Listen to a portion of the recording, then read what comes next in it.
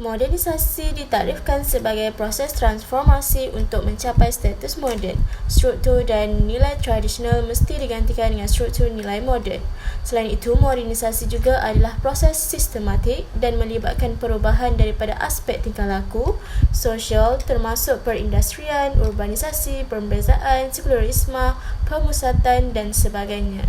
Modernisasi ini telah memberi kesan ke atas kehidupan sosial sama ada dalam bidang politik, ekonomi dan sosial. Modernisasi ini telah mempengaruhi perubahan sosial dan meninggalkan kesan positif dan negatif dan ia perlu ditangani dengan bijak.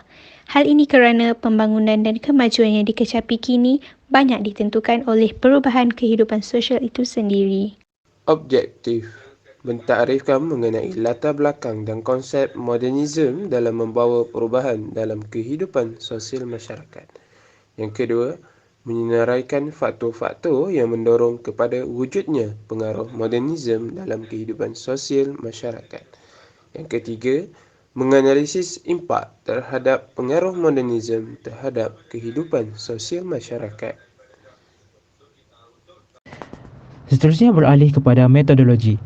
Pendekatan yang digunakan adalah reka bentuk kualitatif iaitu satu kajian ke atas sesuatu situasi atau individu secara lebih terperinci dan mendalam.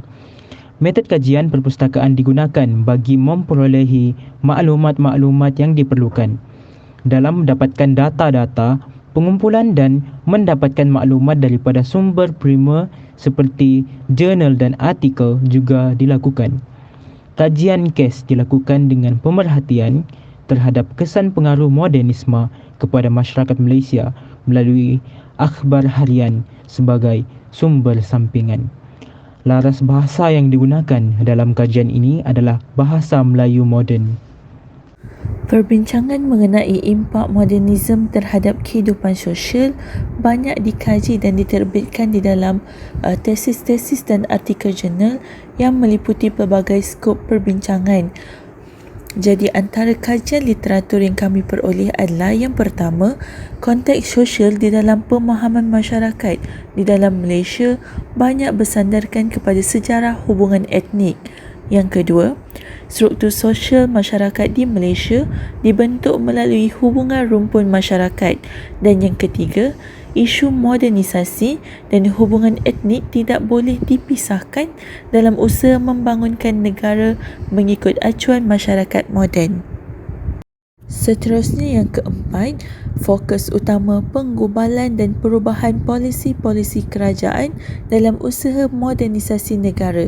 Dan yang terakhir bagi kajian literatur adalah modernisasi di Malaysia sangat berkait rapat dengan pembentukan suatu bangsa Malaysia yang pelbagai etnik.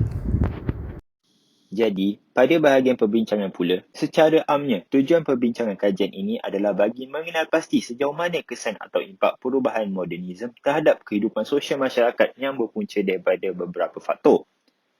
Modernisme yang telah berlaku pada zaman kini telah sedikit sebanyak mempengaruhi beberapa sektor. Antaranya ialah impak modernisme pada sistem pendidikan Islam menghasilkan tidak balas yang positif terhadap modernisasi Muslim kerana ketertinggalan umat Islam dari segi kemajuan Barat moden pada zaman kini. Namun begitu, modernisasi ini juga membawa beberapa kesan negatif seperti timbul jurang sosioekonomi antara lapisan masyarakat di mana mereka terpaksa menghadapi kewujudan perbezaan ekonomi antara sesebuah komuniti. Hal ini juga boleh menjejaskan juga pergaulan harian sehingga dapat menimbulkan diskriminasi di mana golongan yang berpendapatan tinggi ditempatkan di tempat yang khusus dan kebajikannya lebih terjamin manakala golongan yang miskin dipinggirkan. Seterusnya, tingkah laku dan moral masyarakat ke arah perlakuan jenayah. Wujudnya kurang nilai moral dalam diri seseorang. Ia juga berlaku kepada golongan yang mengalami krisis ekonomi, tekanan mental dan sebagainya. Remaja dan kanak-kanak yang terlibat dengan jenayah dikaitkan dengan masalah keluarga mereka. Contohnya, pergaduhan di antara ibu bapa mereka. Kecanggihan teknologi yang semakin maju merubah sosial kehidupan.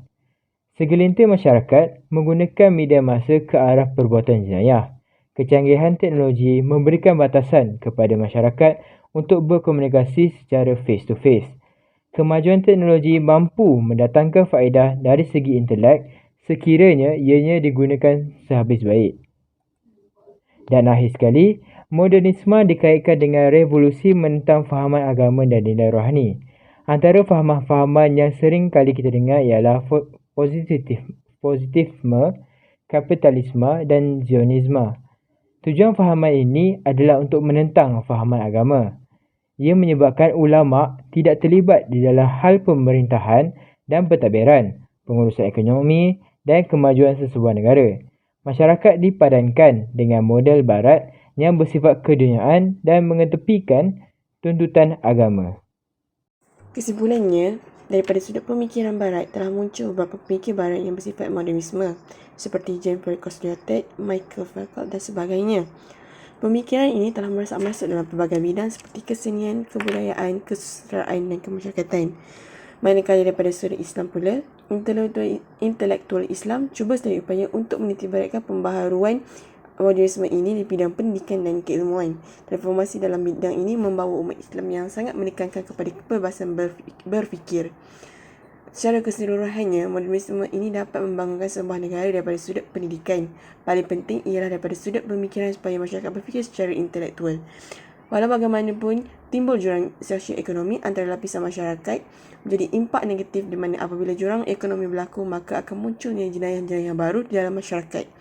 Impak modernisme terhadap kehidupan sosial bergantung kepada individu itu sendiri melihatnya. Keperluan fizikal dan masyarakat perlu ditibaratkan dalam proses modernisme agar dapat melahirkan pembangunan yang memenuhi keperluan masa sekarang tanpa menjejaskan keperluan kehidupan sosial.